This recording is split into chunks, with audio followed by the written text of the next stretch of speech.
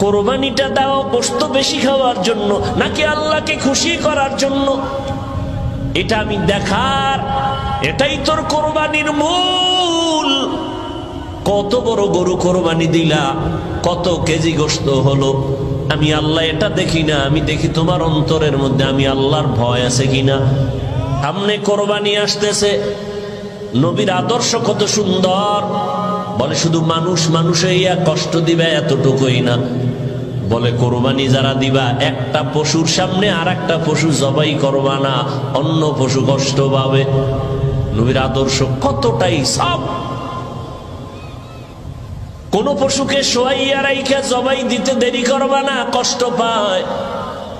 এক পশুর সামনে অন্য পশু জবাই করবা না, কষ্ট পাবে। তাহলে একটা পশুর কষ্ট রহমতের নবী বরদাস্ত করতে পারেন না, সে জায়গায় মানুষ হইয়া মানুষের কষ্ট দিলে এটা কেমনে বরদাস্ত হবে? এরা কোনো পশু জবাই করলে রক্তগুলো বাইতুল্লাহর দেওয়ালে মেখে দেয়, মনে করে এটা বরকত। তাহলে আমার জবাইটা কমপ্লিট কবুল হয়ে গেছে।